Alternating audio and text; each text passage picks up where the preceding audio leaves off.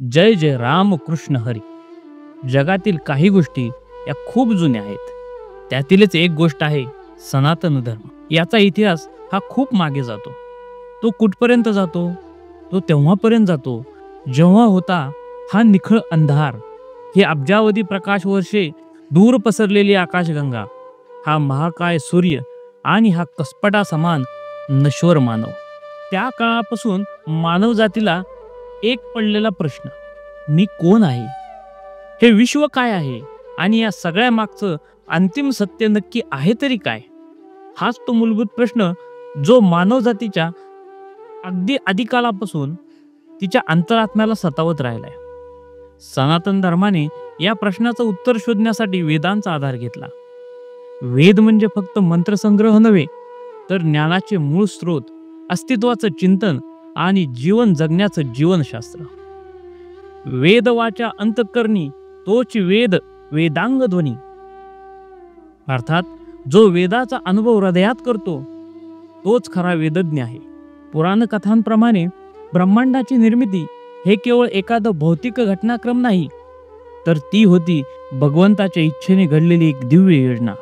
अद्वैत स्वरूपातील परब्रह्माने आदिमायेच्या साह्याने ब्रह्मा, विष्णू आणि महेश या त्रिगुण त्रिमूर्तींची रचना केली. ब्रह्मा निर्माणासाठी, विष्णू पालनासाठी आणि महेश संहारासाठी. ही त्रिवेद्यात्मक शक्ती सृष्टीच्या चक्राला चालना देणारी ठरली. या संकल्पनेचा गाभा म्हणजे वेद, जो सगळ्या ज्ञानाचं भांडार आहे. ते सगळी तत्वज्ञान, विज्ञान आणि जीवनसंहिताच सांगतात. वेद हे केवळ कर्मकांड शिकवत नाहीत, ते आपल्याला जीवन कसं जगायचं हे शिकवतात. याच वेदांच्या आधारे समाजरचनेत चातुर्वर्ण्य म्हणजेच 4 प्रमुख वर्णांची संकल्पना मांडण्यात आली. गीतेमध्ये भगवंतानेच म्हटलेलं आहे, चातुर्वर्ण्यम मया सृष्टम गुण कर्म विभागश. यावर आधारितच सुरुवातीच्या काळात वेदांचा अभ्यास, शिक्षण, प्रसार यासारखी कामे करणाऱ्या लोकांना ब्राह्मण या वर्णामध्ये गणण्यात आले. या लोकांच्या जीविताचा भार हा इतर समाजाने उचलावा असा दंडक होता. प्रचंड अभ्यास, नियमित वागणे आणि समाजाच्या उन्नतीसाठी झटण्याचा स्वभाव धर्म, यामुळे ब्राह्मण या वर्णातील लोकांना भूदेव अशी ही उपाधी भेटली होती. त्यानंतर समाजाला संरक्षण देण्याची गरज होती. कुठलीही समाजव्यवस्था चालण्यासाठी समाज हा नियमांतर्गतच चालला पाहिजे. समाजावर काही बंधनं पाहिजेत आणि या व्यवस्थेचे नियमन करण्याची जबाबदारी वेदांनी काही लोकांवर दिली. त्यांना क्षत्रिय या वर्णात गणण्यात आले. समाज हा स्थिर स्थावर होण्यासाठी धनाची गरज असते. अर्थाशिवाय समाज हा स्थिर होऊच शकत नाही. म्हणून निर्माण केलेल्या वस्तू जिन्नसाचा व्यापार करण्याची जबाबदारी एका समाज घटकावर देण्यात आली. त्यांना वैश्य या वर्णात अंतर्भूत करण्यात आली. जर वस्तू निर्माणच झाल्या नाहीत तर व्यापार कशाचा करणार आणि संरक्षण देणार कुणाला? म्हणून जीवनावश्यक वा उपभोगाच्या वस्तू निर्माण करणाऱ्या समाज घटकांना क्षुद्र या वर्गात घेण्यात आले. वेदांनी ही निर्माण केलेली समाजरचना खूप लवचिक होती. तसे पाहिले तर आजही तीच समाज व्यवस्था चालत आहे. आजच्या जगातही ज्ञान देणारे आहेत, राज्यकर्ते आहेत, दंडसंहितेच्या आधारे समाज नियमन करणारे देखील आहेत आणि कष्ट करून वस्तू निर्माण करणारे देखील आहेत. त्यामुळे वेदकालीन ही समाजरचना अजरामर आहे. वेद काळामध्ये आपल्याला एकाच कुटुंबात 4ही वर्णांचा अंतर्भाव असल्याचे दिसून येते. परंतु काळ लोटत गेला आणि ही लवचिक सामाजिक रचना कठोर जाती व्यवस्थेत परावर्तित झाली. आता वर्ण नव्हते, जात होती. आता गुण नव्हते, जन्माधारित मान होता. ज्ञान, धर्म, मोक्ष या गोष्टीवर केवळ मोजक्याच वर्णांचा अधिकार राहिला. शूद्र, स्त्रिया आणि सामान्य जन हे वेदाधिकार आणि आध्यात्मिक प्रगतीपासून वंचित ठेवले गेले. ही एक प्रकारची आध्यात्मिक गुलामगिरीच नव्हती का? अशा प्रकारच्या पाखंडामुळे महाभारत काळामध्ये धर्म आणि अधर्म यामधील सीमारेषा खूप पुसट झाली. धार्मिक पाखंड फोफावले आणि युद्धाच्या आगीत संपूर्ण मानवजात नष्ट होण्याचा धोका निर्माण झाला. या भयान स्थितीने वेदांचं मन सुद्धा हळहळलं. त्यांनी साक्षात भगवंताकडे जाऊन प्रार्थना केली आणि भगवंतांना म्हटले, भगवंता, जर आमचं ज्ञान सर्वांना उपयोगी पडणार नाही तर आम्ही आहोत तरी कशासाठी? त्यावेळीच भगवंतांनी यदा यदा हि धर्मस्य ग्लानिर्भवति भारत अभ्युत्थानम अधर्मस्य तदात्म्यन्यम सृजाम्यहम या आपल्या अभयवचनाप्रमाणे अर्जुनाच्या निमित्ताने सर्व मानवतेसाठी श्रीमद भगवद्गीता प्रकट केली. गीता म्हणजे वेदांचं सार नव्हे, तर ते आहे वेदाचं नवसंश्लेषण, एक नवरूप, एक सर्वसमावेशक आणि आध्यात्मिक लोकशाहीचा घोष. काळ सरत गेला, गीता होती संस्कृतमध्ये आणि सामान्य जनतेला तो गाभाच उपलब्ध राहिला नाही. आणि तेव्हा इसवी सनाच्या 12व्या शतकामध्ये भगवंताने घेतला एक नवा अवतार, परंतु हा अवतार होता ग्रंथाच्या रूपाने, ज्ञानेश्वरीच्या रूपाने. या दिव्य ग्रंथासाठी एक माऊली जगात जन्माला आली आणि ती होती ज्ञानेश्वर माऊली. हा काळ होता 12व्या शतकातला. महाराष्ट्रातील यादव राजवटीच्या सुवर्ण काळात प्रतिष्ठान म्हणजे आजचे पैठण तालुक्यातील आपेगाव मधील विठ्ठलपंत कुलकर्णी आणि आळंदीमधील सिद्धोपंत कुलकर्णी यांची मुलगी रुक्मिणी यांचा विवाह झाला होता. आपल्या आई वडिलांच्या मृत्यूमुळे ऐहिक जीवनामध्ये विठ्ठलपंतांना रस राहिला नाही. त्यांनी आपण संन्यास घ्यावा हा विचार अनेकदा रुक्मिणीला बोलून दाखवला. एके दिवशी रागाच्या भरात दिलेल्या होकाराला पडत्या फळाची आज्ञा मानून विठ्ठलपंतांनी संन्यास घेण्यासाठी थेट काशी गाठली. तिथे गुरु रामानंद स्वामीकडे त्यांनी संन्यास घेतला. काही काळानंतर रामानंद स्वामी महाराष्ट्रात आले असता त्यांचा मुक्काम आळंदीमध्ये पडला. तिथे सुवर्ण पिंपळाला प्रदक्षिणा घालणाऱ्या रुक्मिणीला त्यांनी अष्टपुत्र सौभाग्यवती भव असा आशीर्वाद दिला असता तिच्या दुःखाला पारावार उरला नाही. स्वामींनी तिची करुण कहाणी ऐकून घेतली, तिची समजूत काढली आणि काशीकडे प्रयाण केले. रुक्मिणीकडून मिळालेल्या वर्णनाने त्यांची खात्रीच पटली होती की त्यांचा शिष्य चैतन्य हाच विठ्ठलपंत आहे. याची खातरजमा करून स्वामींनी विठ्ठलपंतांना गृहस्थाश्रमी व्हावे अशी आज्ञा केली. गुरु आज्ञा घेऊन विठ्ठलपंत हे पुन्हा गृहस्थाश्रमी झाले. त्यांना अनुक्रमे निवृत्ती, ज्ञानदेव, सोपान व मुक्ताबाई अशी 4 मुले झाली. सारे कुटुंब हसते खेळते झाले. जशी जशी मुले मोठी झाली तशी तशी विठ्ठलपंतांना त्यांच्या व्रतबंध संस्काराची काळजी वाटू लागली. विठ्ठलपंतांनी आळंदीला धर्मपीठाकडे दाद मागितली, पण संन्यास घेऊन पुन्हा गृहस्थाश्रमी झालेल्या विठ्ठलपंतांच्या मुलांना बोंजी बंधनाची परवानगी धर्मपीठाने नाकारली.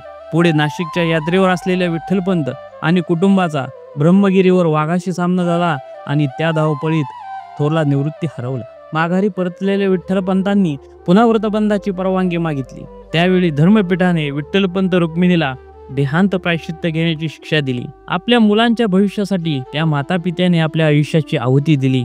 त्यानंतर काही कालावधीनंतर विठ्ठलपंतांचा मोठा मुलगा निवृत्ती माघारी आला. विठ्ठलपंत रुक्मिणीची ही 4 लेकरं ज्यांच्या जीवनानं इतिहासाचा प्रवाहच बदलून गेला. निवृत्तीनाथ जे नाथपंतांचे सिद्ध गुरु होते, त्यांनी ज्ञानेश्वरांना दीक्षा दिली आणि त्या क्षणापासून ज्ञानदेव झाले माऊली. दीक्षेपूर्वीचा ज्ञानेश्वर सामान्य होता, त्यालाही राग येत होता, त्यालाही मांडे खाऊ वाटत होते. पण दीक्षेनंतरचा ज्ञानेश्वर झाला लोकांसाठी चालता बोलता गीतेचं मूर्तिमंत स्वरूप. एक काळ होता धर्माचं खरं स्वरूप धुसर झालं होतं. वेदांचा अर्थ जनसामान्यापासून दूर झाला होता आणि धर्म हे केवळ कर्मकांडाचं, जातीभेदाचं आणि पाखंडाचं साधन बनलं होतं. या काळामध्ये समाज 2 भागात फाटलेला होता. एका बाजूला वेदांवर मक्तेदारी असलेले काही उच्चवर्णीय आणि दुसऱ्या बाजूला अंधश्रद्धा, अस्पृश्यता, वंचना आणि अज्ञानानं भरलेली जनता.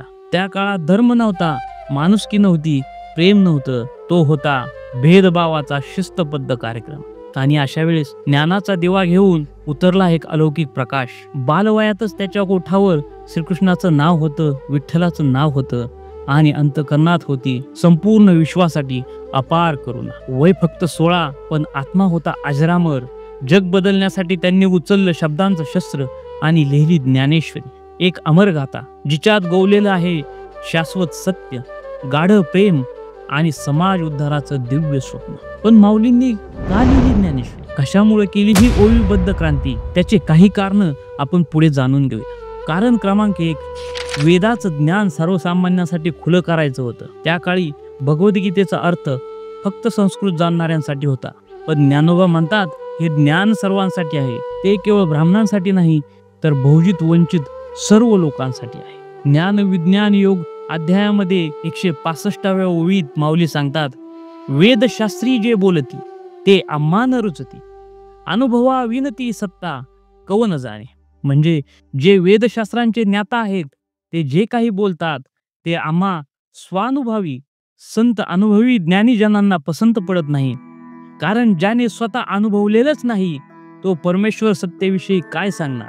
अनुभवाशिवाय बोललेलं ज्ञान हे खोटं आणि अपुरं असतं हे माऊलींनी ठणकावून सांगितलं. कारण क्रमांक 2, समाजातल्या विषमतेवर घाला घालायचा होता. ज्ञानेश्वरी हा एक ग्रंथ नव्हता, ती एक होती क्रांती. तिने धर्माच्या नावाने झालेल्या पाखंडाला तडा दिला. कर्मयोगामध्ये माऊली सांगतात, जाता चातुर्वर्ण्याचा वाद परी तो असे उपयोगी, नाही उगाच केला आबाद यथार्थ जो करी. चातुर्वर्ण्य म्हणजेच ब्राह्मण, क्षत्रिय, वैश्य, शूद्र हे 4 वर्ण. याविषयी वाद घालण्यात काहीच उपयोग नाही. हे वर्ण वेदात सांगितले आहे. हे जरी खरे असले तरी जो प्रत्यक्ष कर्म करतो, त्या योग्यतेने वर्तन करतो, तोच खरा त्या वर्णांचा मालक आहे. त्याच्याच जीवनाचा खरा उपयोग आहे. कर्म आणि आचरणाच्या आधारित माणसाची खरी ओळख ठरते, जन्मावर नव्हे, हे माऊलींनी स्पष्ट केले. कारण क्रमांक 3, भक्तीचा मार्ग सर्वांसाठी खुला करायचा होता.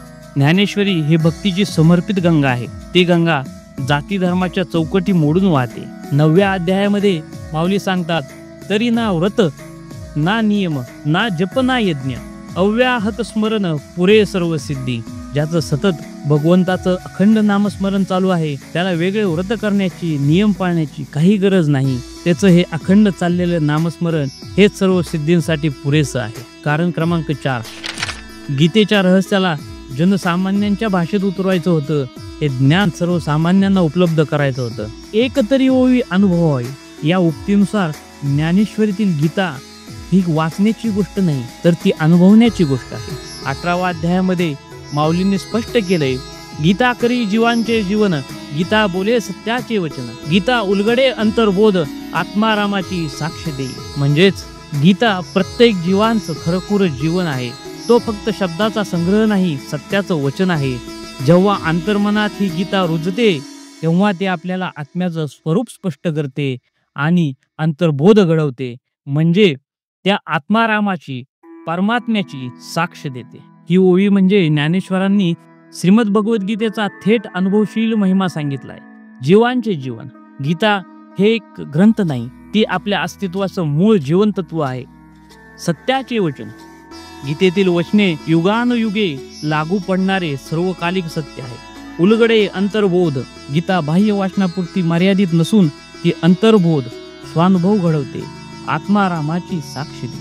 आत्मा आणि परमात्मा हे एकच आहेत अशी जीवाला थेट अनुभूती देणारी दिव्यवाणी म्हणजे गीता. कारण क्रमांक 5, आत्मज्ञानाचं द्वार सर्वांसाठी उलगडायचं. ज्ञानेश्वरी हा एक ग्रंथ नाही, तर तो एक दिव्य प्रकाश आहे. तो आपल्याला सांगतो, अरे बाहेर जो शोधतोस तो परमात्मा हा बाहेर नसून तो तूच आहेस, हे ओळख. 13व्या अध्यायामध्ये माऊलींनी स्पष्ट केला, आपुलाची आत्मा तो परमात्मा, पाहे तो ज्ञानी आत्मरूपा. जो ज्ञानी आहे तो आपल्याच आत्म्यात परमात्म्याचं अस्तित्व पाहतो. त्याला हे ठाऊक असतं की आपण वेगळे नाही, परमात्मा वेगळे नाही, आत्मा आणि परमात्मा हे एकच आहे. ही ओवी अद्वैत वेदांताचा गाभा सांगते. आपुलाची आत्मा म्हणजे आपल्या स्वरूपाचा साक्षात्कार झाल्यावर उमगतं की आपण परमात्म्यापासून वेगळे नाहीत. तो परमात्मा, अरे परमात्मा बाहेर कोठे शोधायचा नसतो, तो आपल्या अंतर्मनातच असतो. पाहे तो ज्ञानी आत्मरूपा. स्वतःचं खरं स्वरूप ओळखतो तोच खरा ज्ञानी होतो. ही ज्ञानेश्वरी हे आहे ओवीबद्ध ब्रह्मज्ञान. ही आहे एका 16 वर्षाच्या दिव्यात्म्याची लोकांसाठी अर्पण केलेली गीता.